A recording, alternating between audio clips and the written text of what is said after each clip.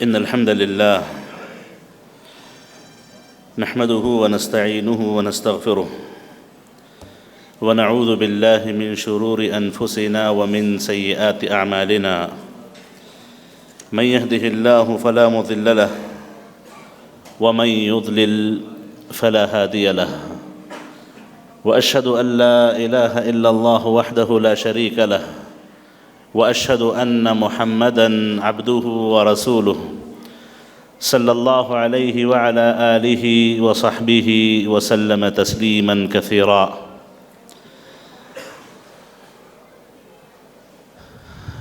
قال الله جل شأنه في كتابه المجيد: وما خلقت الجن والإنس إلا ليعبدون. وقال جل شأنه في مقام آخر: أتل ما أوحي إليك من الكتاب وأقم الصلاة إن الصلاة تنهى عن الفحشاء والمنكر ولذكر الله أكبر والله يعلم ما تصنعون. قابل احترام حاضرین مجلس، معزز خواتین ملت، تمام تعریفیں اسی اللہ کے لیے لائق و زیبا ہیں جس نے ہمیں اسلام جیسی عظیم دولت سے مالا مال کیا۔ بعدہ درود و سلام ہو اس نبی خدا محمد مصطفیٰ صلی اللہ علیہ وسلم کی ذات مبارکہ پر، جن پر درود و سلام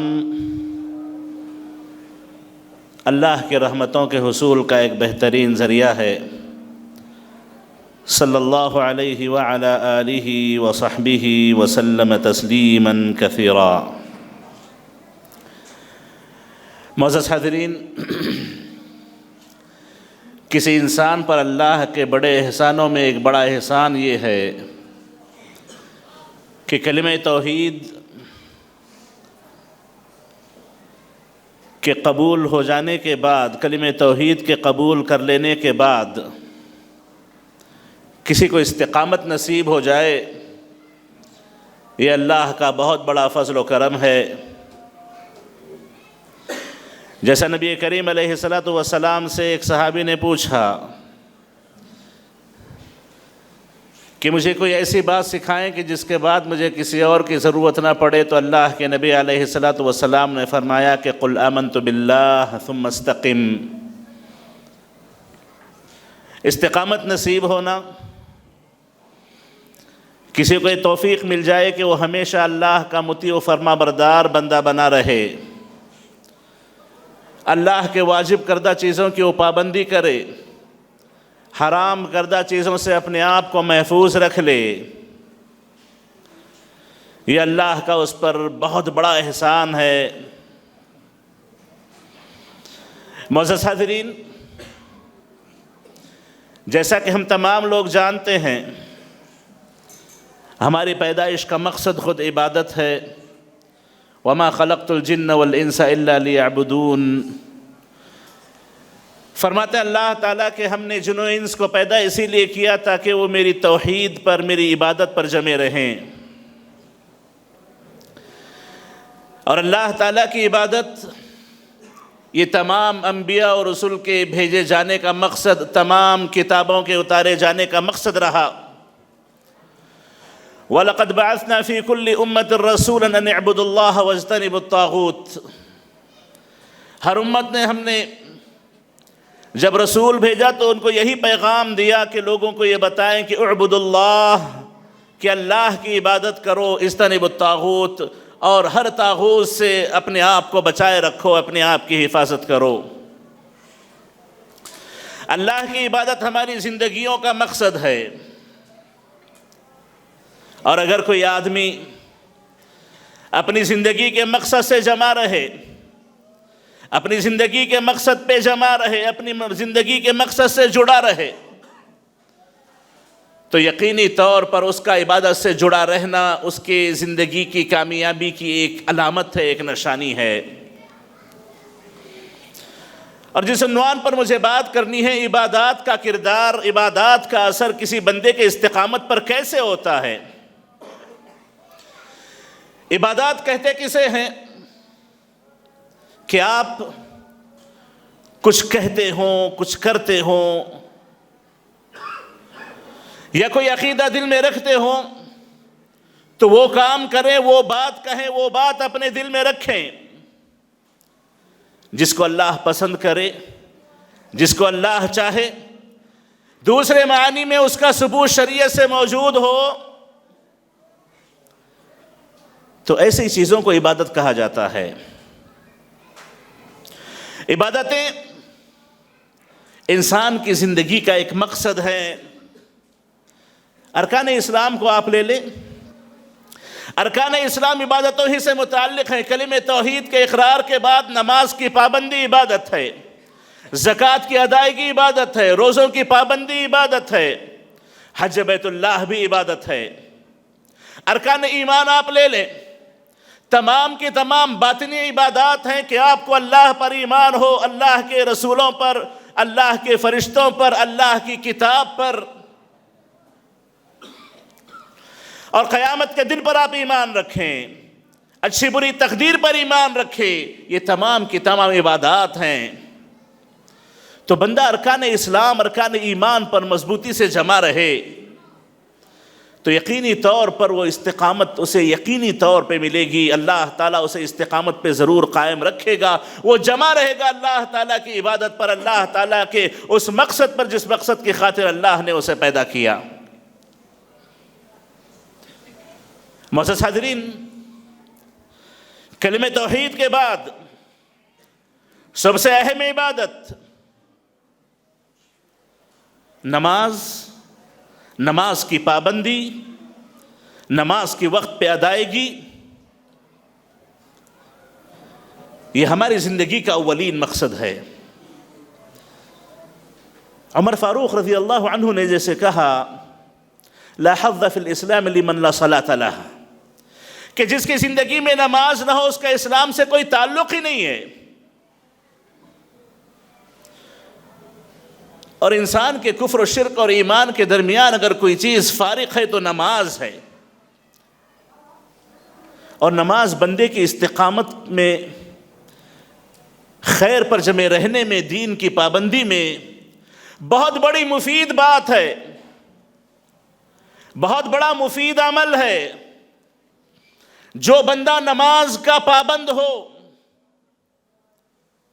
حسن نیت، اخلاص نیت کے ساتھ، نبی کریم علیہ السلام کے سکھائے ہوئے طریقے کے مطابق جو بندہ نماز کی پابندی کر لے، یاد رکھے اس سے استقامت کبھی نہیں چھوٹے گی،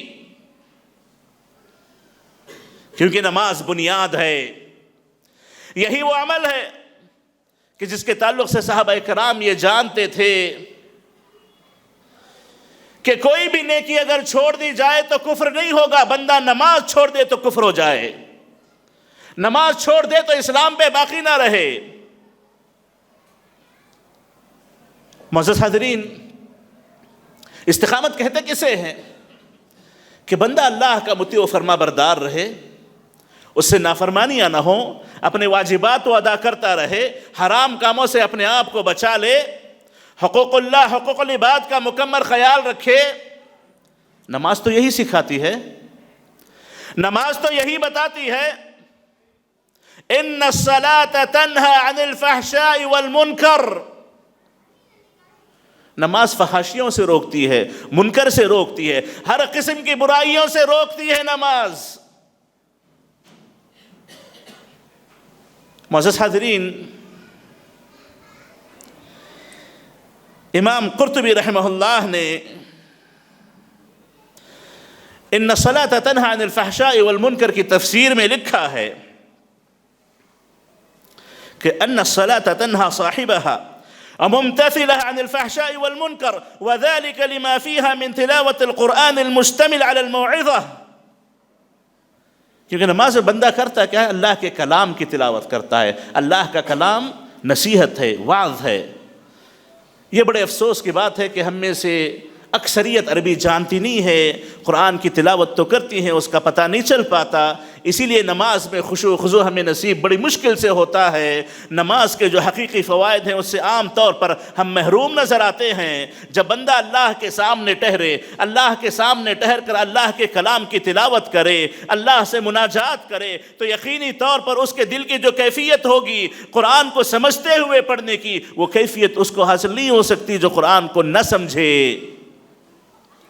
کہتے ہیں قرطبی رحمہ اللہ کہ تلاوت قرآن فی نفسی ایک ایسا عمل ہے کہ جس میں بڑی نصیحتیں ہیں، بڑی ہدایتیں اللہ نے اس میں رکھی ہیں۔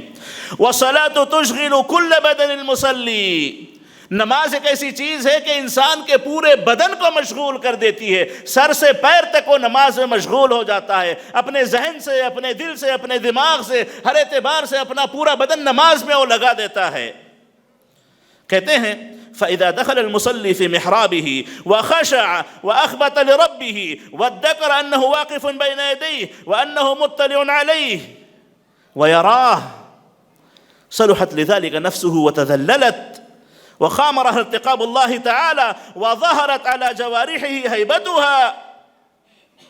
کہتے ہیں کہ جب انسان نماز کے لیے محراب میں چلا جائے، نماز کے لیے ٹھہر جائے، اللہ کے سامنے مناجات کے لیے ٹھہر جائے، تو کہتے ہیں کہ اس پر خشوع و خضوع طاری ہو جاتا ہے، اپنے رب کے سامنے وہ جھک جاتا ہے اور یہ یاد کرتا ہے کہ وہ اپنے رب کے سامنے فی الوقت ٹھہرا ہوا ہے، اور اسے پتا ہے کہ اس کا رب اسے دیکھ رہا ہے، اسے یقین ہے کہ اس کے رب کی نظر اس پہ ہے۔ تو ایسی صورت میں صلحت لذالک نفسہ، اس کا نفس سدھر جاتا ہے، اس کے نفس میں سدھار پیدا ہو جاتا ہے، وتذللت، اور اللہ کے سامنے ذلت محسوس کرتا ہے، اور اللہ تعالیٰ کی رغبت کو، اللہ کے مراقبے کو، اللہ کی نظر کو اپنے اوپر محسوس کرتا ہے کہ اللہ تعالیٰ مجھے اپنی نظر میں رکھے ہوئے، اللہ تعالیٰ مجھ سے مناجات کر رہا ہے، اللہ تعالیٰ مجھ سے بات چیت کر رہا ہے، اللہ تعالیٰ میری طرف متوجہ ہو چکا ہے۔ اب جب یہ حالت اس کی ہو جائے نماز کی حالت میں، تو اس کے بدن پر اللہ تعالیٰ کی عظمت کی ایک ہیبت طاری ہو جاتی ہے، اللہ کی عظمت کی ایک ہیبت طاری ہو جاتی ہے۔ وَلَمْ يَكَدْ يَفْتُرُ مِنْ ذَلِكَ حَتَّى تُذِلُّهُ صَلَاةٌ أُخْرَى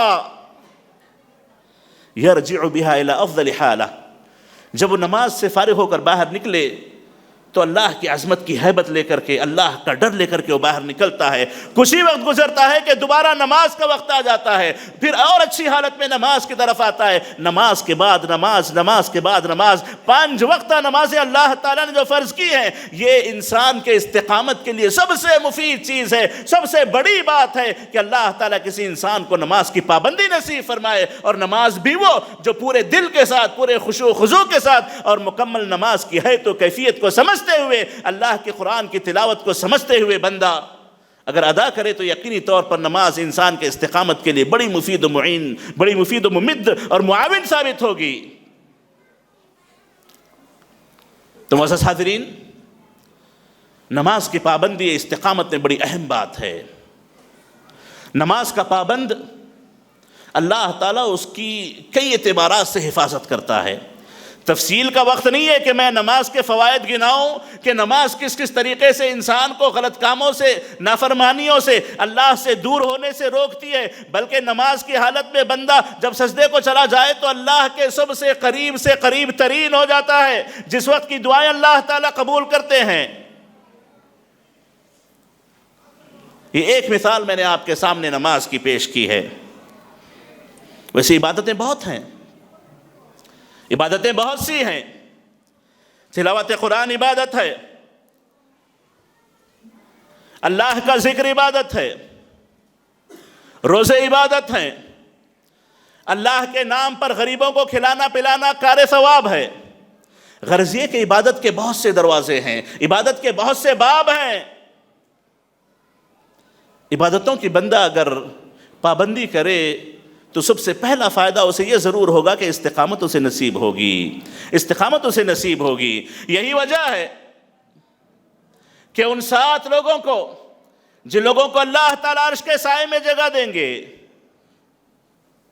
ان میں سے ایک وہ ہے جو نماز کے بعد نماز کے انتظار میں رہے، اپنی زندگی کے مقصد سے وہ لگا رہے۔ معزز حاضرین، انسان کو استقامت پر رکھنے کی کئی وجوہات ہیں، کئی اسباب ہیں کہ جس کے ذریعے بندہ اپنے آپ کو استقامت پر ثابت رکھ سکتا ہے، اپنے آپ کو ہدایت کے راستے پہ جمائے رکھ سکتا ہے۔ ان میں سے ایک بڑی اہم چیز یہ بھی ہے کہ بندہ دعاؤں کی پابندی کرے، اذکار کی پابندی کرے۔ اسلام تو ہمیں دعا عبادت ہے، دعا عبادت ہے۔ دعا دو قسم کی ہوتی ہے، ایک دعائے مسئلہ، ایک دعا العبادہ۔ جو عبادتیں، جو دعائیں اللہ کے نبی علیہ الصلوۃ والسلام نے سکھائی ہیں، جو مسنون اذکار ہیں، یہ دعائے عبادہ بھی ہیں، اور اس میں کئی الفاظ دعائے مسئلہ سے بھی متعلق ہیں۔ اور جب انسان کو کوئی ضرورت پیش آ جائے، کسی مشکل میں ہو، اللہ سے کچھ مانگنا ہو، یہ دعا المسئلہ ہے۔ یہ دونوں قسم کی دعائیں عبادتیں ہیں، اور یہ عبادتیں، یہ عبادت دعا، یاد رکھے، ایک ایسا ہتھیار ہے جو اللہ تعالیٰ نے بندے کے ہاتھ میں دیا ہے کہ جس کے ذریعے وہ اپنے آپ کی بڑی بہترین حفاظت کر سکتا ہے۔ صبح شام کی دعاؤں کی پابندی کر لے، اللہ تعالیٰ دن و رات میں اس کی حفاظت کر لے گا۔ صبح کی کئی ایسی دعائیں ہیں کہ بندہ اگر ان کو پڑھ لے، شام سے پہلے مر جائے، اللہ جنت نصیب کر دے۔ شام میں پڑھ لے، صبح سے پہلے مر جائے، اللہ تعالیٰ اسے جنت نصیب کر دے۔ تو دعا جو کہ عبادت ہے، یہ استقامت میں، بندے کے استقامت پر جمانے والا ایک عمل ہے۔ بندے کو دعا کرنی چاہیے، اللہ سے بکثرت دعا مانگنی چاہیے، اللہ سے کثرت سے دعائیں مانگنی چاہیے تاکہ اسے استقامت نصیب ہو سکے، اللہ تعالیٰ اس کو ہمیشہ دین کے صحیح راستے پر جمائے رکھ سکے۔ ورنہ نبی کریم علیہ الصلوۃ والسلام تو فرماتے ہیں کہ بندوں کے دل اللہ کی دو انگلیوں کے درمیان ہیں، وہ جب چاہے اللہ تعالیٰ دلوں کو پھیر دیتا ہے۔ یہی وجہ ہے نبی کریم علیہ الصلوۃ والسلام سجدوں میں خاص طور پر یہ دعا پڑھا کرتے تھے کہ یا مقلب القلوب ثبت قلبی علی دینک، اے دلوں کے پھیرنے والے، اے دلوں کے پھیرنے والے، میرے دل کو اپنے دین پر ثابت قدم رکھنا۔ یہ خاص طور پر نبی کریم علیہ الصلوۃ والسلام اللہ سے مانگا کرتے تھے، اور اس وقت مانگتے جب اللہ کے نبی اللہ سے بالکل قریب ہوتے، سجدے کی حالت میں اللہ سے مانگا کرتے تھے۔ اور معزز حاضرین، بات کو مختصر کرتے ہوئے میں ایک حدیث کا آپ کے سامنے تذکرہ کرنا چاہوں گا جو بالکل عنوان سے لگی ہوئی حدیث ہے۔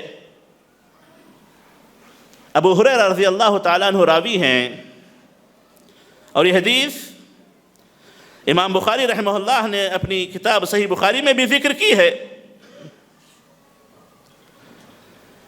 کہتے ہیں کہ نبی کریم علیہ الصلوۃ والسلام نے فرمایا، اللہ تعالیٰ نے کہا ہے، حدیث قدسی ہے، من عادى لي وليا فقد آذنته بالحرب، جو میرے کسی ولی، میرے کسی قریبی سے دشمنی مول لے، میں اس سے جنگ کا اعلان کر دیتا ہوں۔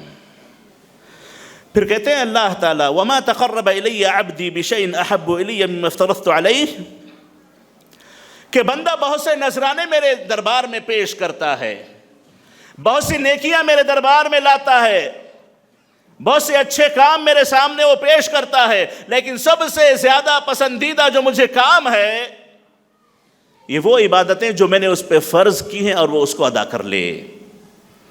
فرائض کی ادائیگی اللہ کو بڑی پسند ہے، فرائض کی ادائیگی اللہ تعالیٰ کو بڑی پسند ہے۔ آپ نفل نہ پڑھیں، سنتوں میں اونچ نیچ ہو جائے تو ہو جائے، لیکن فرائض میں کبھی کوتاہی نہ کریں۔ اور جو فریضے کا پابند ہو، جو فرائض کی پابندی کر لے، اللہ تعالیٰ اسے نوافل کی توفیق ضرور دے دیتے ہیں۔ فرائض میں کبھی کوتاہی نہیں ہونی چاہیے، فرائض میں کبھی کوتاہی نہ کریں۔ جو اللہ تعالیٰ نے آپ پر فرض کر دیا، وہ آپ کا سب سے پہلا واجب ہے، سب سے بڑا واجب ہے، ہر حال میں اسے آپ کو ادا کرنا ہے۔ اذا امرتکم بامر فاتوا منہ ما استطعتم، کہ جب اللہ کے نبی کسی بات کا حکم دے دیں، اللہ کے نبی کا حکم اللہ کا حکم ہوا کرتا ہے، تو اسے ہر حال میں ادا کرنا ہے۔ جیسی طاقت ہو ویسے کر لیں، ٹھہر کے کرتے ہو ٹھہر کے کر لیں، بیٹھ کے کرتے ہو بیٹھ کے کر لیں، لیٹ کے کر لیں، اشارے سے کر لیں، لیکن کوئی چھوٹ نہیں ہے۔ فاتوا منہ ما استطعتم، تو کہتے ہیں اللہ تعالیٰ کے سب سے زیادہ پسندیدہ عمل میرے نزدیک یہ ہے کہ بندہ فریضہ ادا کر کے میرے سامنے آئے، فرائض کا نذرانہ مجھے پیش کرے۔ پھر نبی کریم علیہ الصلوۃ والسلام فرماتے ہیں کہ اللہ تعالیٰ نے فرمایا، وما يزال عبدی یتقرب الی بالنوافل۔ اب فرائض کی ادائیگی کے بعد جب بندے کا دل لگ جاتا ہے عبادتوں سے، اللہ سے قریب ہونے کی کوشش میں لگا رہتا ہے، تو نفل کام وہ کرتا ہے، نوافل کی پابندی کرنے لگتا ہے۔ نفل صدقات ہو، نفل نمازیں ہوں، نفل عمرے ہوں، نفل کسی قسم کی کوئی نفل چیز کیوں نہ ہو، نوافل کی پابندی کرنے لگتا ہے۔ اور جب بندہ نوافل کی پابندی کر لے تو کرتے کرتے وہ اس حد تک قریب ہو جاتا ہے کہ حتی احبہ، کہ میں اسے محبت کرنے لگتا ہوں، میں اس بندے سے محبت کرنے لگتا ہوں جو فرائض کی پابندی کرنے کے بعد نوافل کی پابندی کر کے مجھ سے قریب ترین ہوتے جاتا ہے۔ پھر کہتے ہیں اللہ تعالیٰ فَإِذَا أَحْبَبْتُهُ، جب میں کسی بندے سے محبت کر لوں، یہاں پہ استقامت ملے گی، استقامت یہاں پہ آتی ہے۔ فرائض آپ نے ادا کر لیے، نوافل کی پابندی آپ کرنے لگے، اللہ کے سامنے ہدیے نذرانے پیش کرنے لگے، اپنی عبادتوں کے نذرانے اللہ کو دینے لگے۔ احببتہ، اللہ تعالیٰ کہتے ہیں کہ جب میں اسے محبت کر لیتا ہوں، کنت سمعہ الذی یسمع بہ وبصرہ الذی یبصر بہ ویدہ التی یبطش بہا ورجلہ التی یمشی بہا۔ بڑی عظیم حدیث ہے۔ اللہ تعالیٰ فرماتے ہیں کہ جو بندہ فرائض و نوافل کی پابندی مجھ سے قریب تر ہو جائے تو میں اس کا کان بن جاتا ہوں جس سے وہ سنتا ہے، میں اس کی آنکھ بن جاتا ہوں جس سے وہ دیکھتا ہے، میں اس کا ہاتھ بن جاتا ہوں جس سے وہ چھوتا پکڑتا ہے، میں اس کا پیر بن جاتا ہوں جس سے وہ چلتا ہے۔ اور اللہ کے نبی علیہ الصلوۃ والسلام فرماتے ہیں کہ اللہ تعالیٰ نے کہا وَإِن سَأَلَنِي لَأُعْطِيَنَّهُ وَإِنِ اسْتَعَاذَنِي لَأُعِيذَنَّهُ، اگر کچھ مانگ لے تو میں ضرور اسے دے دوں گا، اگر میری پناہ میں آنا چاہے پناہ اسے ضرور دوں گا۔